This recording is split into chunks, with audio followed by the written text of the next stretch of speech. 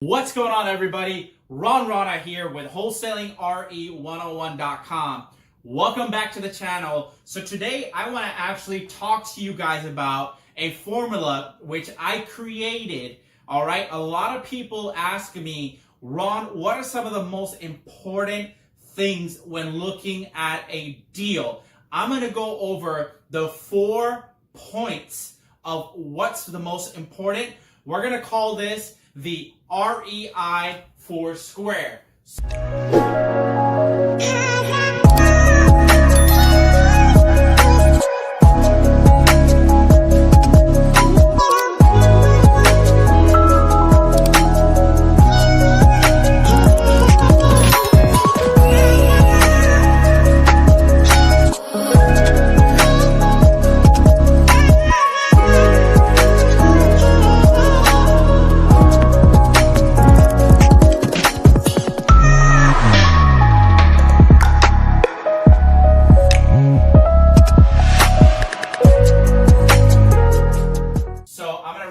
Right here, REI 4 square.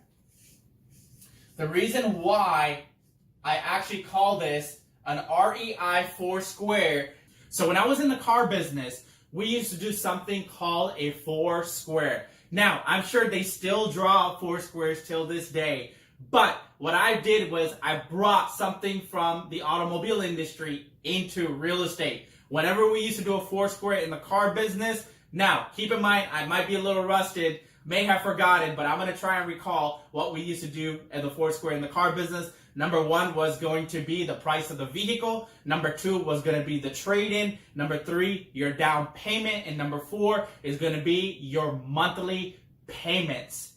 We're not here to talk about how to buy a car or what a 4 square in a car business is. I'm going to show you guys how a 4 square is done in the real estate business. What we're going to do is we're going to bring that formula back into the real estate game, and I'm going to show you guys how an REI 4 square looks like. All right? So what I'm going to do here is I'm going to draw a line just like this. You've got 4 parts. That's going to be some of the most important in a deal. Number 1 is going to be your acquisition price. All right, guys?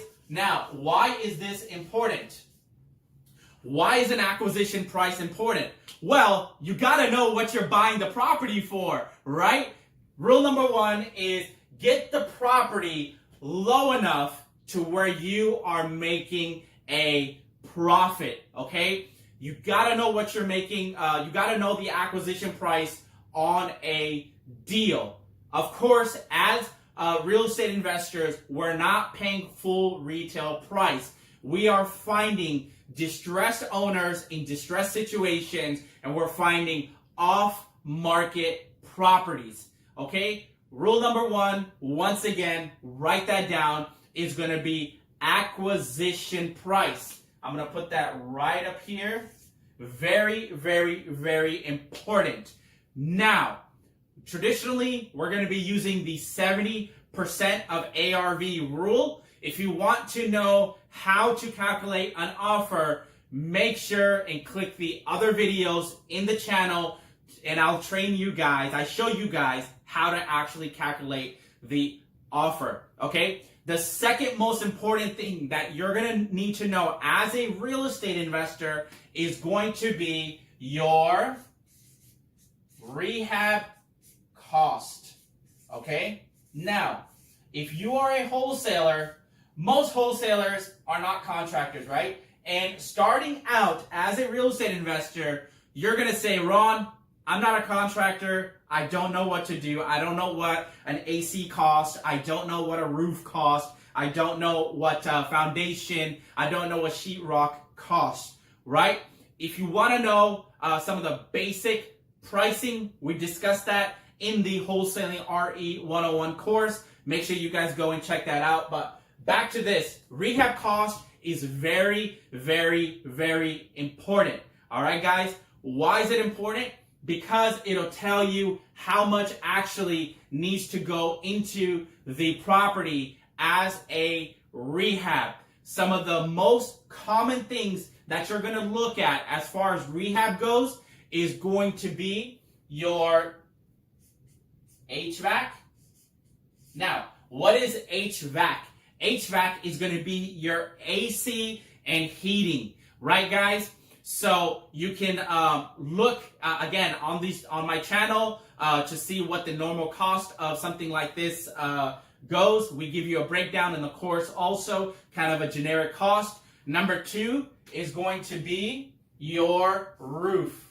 The reason why I'm going through these, because these are going to be your top 3 most expensive items, okay? You want to look at the condition of the roof. Most roofs have a lifespan of about 10 or 15 years, give or take, depending on what part of the country you live in. I know here in Texas, we usually like to round it around probably about 15 years, give or take. All right? Now, a roof, average cost of a roof probably is going to run you about, I would say probably about $6,000 to about $7,500. Again, you want to check with your local contractors and see what they're charging to put new roofs. All right? Last but not least, for this part, we're going to talk about your foundation. Now, let me go ahead and write this down. Your foundation is going to be one of your most important things that you're going to have to look at, all right? There's going to be 2 types of foundations. Write that down. Your first type is going to be your pier and beam foundation. Okay, guys? Pier and beam, write that down. What I can do is I'm going to actually, here, I'll write this right here. Pier and beam. Next one is going to be slab. Okay, slab actually goes normally for a lot of the older houses that you see here, houses that are built in the 1920s. We've noticed 1930s. A lot of those are going to be on a slab, and then some of the newer houses are going to be pier and beam.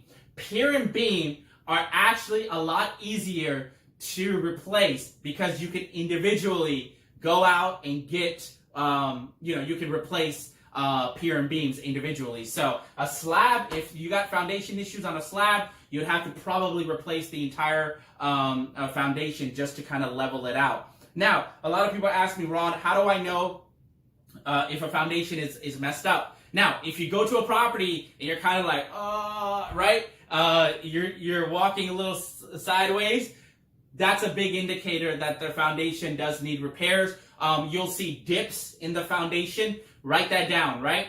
Another thing that I like to use, believe it or not, is kind of I call it a ninja technique, is I like to take a marble and I'll roll it down on the floor. And if it is leaning a certain way, or if you'll be able to tell. All right, guys, if the foundation is messed up. Again, check with your local contractors so they can actually get you the right pricing on what a foundation is going to cost to replace your roof and your HVAC.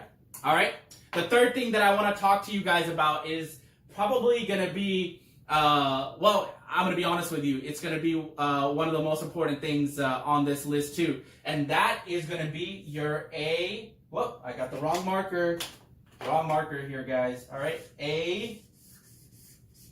ARV.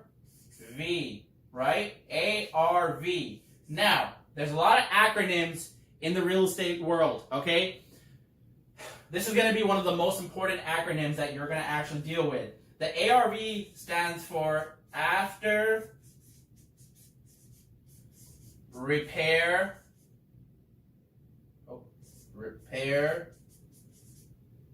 Value. There we go. Now, there we go. Let me fix this right here. Perfect. After repair value. Now, that's pretty self-explanatory, right? It's not so easy. Many wholesalers many investors and wholesalers get caught up in what to figure out as far as the value of the property after you fix the HVAC, after you fix the roof, and after you fix the foundation, right? Now, there's many other things that needs to be replaced in a property, such as sheetrock, bathroom, faucets, bedrooms, you name it, carpet, flooring, all that good stuff, right? But we're not going to get into that. We're on ARV. Now, how do you get to your after repair value? What you are going to do is you're going to take the local comps, okay, guys? Local comps, aka comparables. All right, guys? How are you going to see what to determine what the ARV is? If you go to this website and you sign up, you're going to get a free 7-day trial. All right, go to runmycomps.com. Okay, runmycomps.com, and you're going to get a free 7-day trial. All right, and there's a lot of trainings, there's a lot of tips, and there's a lot of tools that you're going to get, not to mention the support on that website in order to properly run comps. Now, you're probably going to ask me, Ron, how do I run comps? You always want to run comps like for like. Apples to apples, oranges and oranges. Not apples and oranges. Let me explain before you guys start getting hungry. All right? You want to take a property that's a 3-bedroom, 2-bathroom, 1,500 square foot with 5,000 square foot lot and compare it with like properties. I cannot comp a property that's a single family home with a townhome. I cannot comp a townhome with land, and I cannot comp land with multi-family deals, multi-family properties. All right? Remember, this is how you run comps, like for like, right? Apples to apples, not oranges to apples, okay? Last but not least, what I want to talk to you guys about, and this is going to be actually the most important thing in this entire transaction, is going to be your profit. All right? You want to outline your profit before anything. How much do you want to make on a deal? Now, if you're wholesaling, wholesaling is going to be quick cash. I'm going to write it right here. W is going to be quick cash. Okay? Quick cash. All right? If you're flipping, which is going to be long term, okay, that's going to be more of a long term. So I'm going to put F for flipping. Now, let me actually break these two down. What is wholesaling real estate? When I'm wholesaling real estate, I am actually assigning my equitable interest in the property. Okay, guys? Remember, I'm not flipping the property. I'm assigning my rights in the contract. Okay, so quick cash, I'm going to draw a contract right here so you guys kind of get a better idea. Again, if you guys want to learn how to make quick cash with not using any of your credit, not using any of your money, and without gaining much experience, you don't need experience to start wholesaling, right, guys? Make sure you click the link in the description, and we'll take you straight to the course where you can learn all of this. All right? Again, flipping is long-term. Wholesaling is going to be quick cash. Back to profits. You want to determine how much you're going to make on a property before you send it to your buyers, your cash buyers. Right, guys? Now, when you're wholesaling a property, I'm wholesaling my equitable interest in the property. I'm not flipping the property, right? Many mistakes that wholesalers make in this industry is they say, oh, I just flipped this property. No, you didn't flip it. You actually wholesaled that property.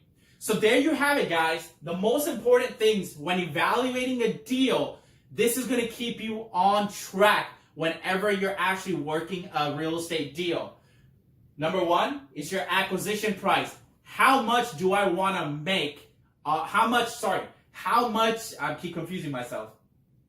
How much is going to be the price of the property? Okay, what am I going to get it under contract for? I'm going to write that down right here. Under contract. Right? How much do I want to purchase the property? At what price? It has to be low enough where it makes sense for you to make a profit. One of the most common mistakes real estate investors make is that they give too much money on deals and then they end up losing money. You don't want to lose money. Okay, guys? The second most important thing is going to be your rehab cost.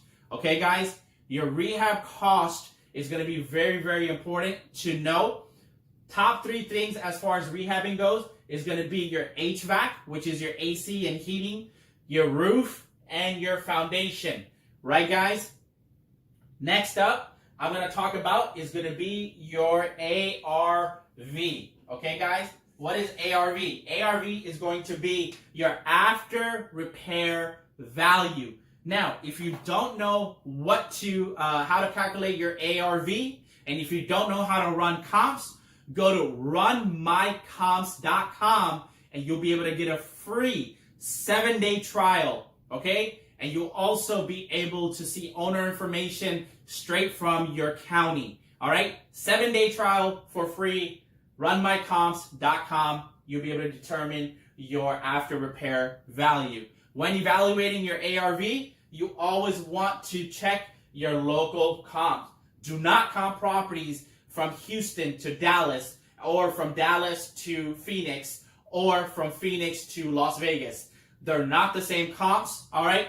Always remember to try and stay in the same neighborhood when running comps. Again, if you guys want more information, make sure you guys click the link in the description, and we'll be able to show you guys how to properly run comps. Last but not least, the most important thing, the cha-ching. How much money do you want to make on a deal? What profit do you want to do? Now, you can only determine this when you're wholesaling, not when you're flipping. Because after you've already put money into the property, right, after you've repaired the HVAC, the roof, the foundation, you're not going to know prior hand how much you're going to be spending. The only way you can actually determine what profit you want to make is going to be with wholesaling.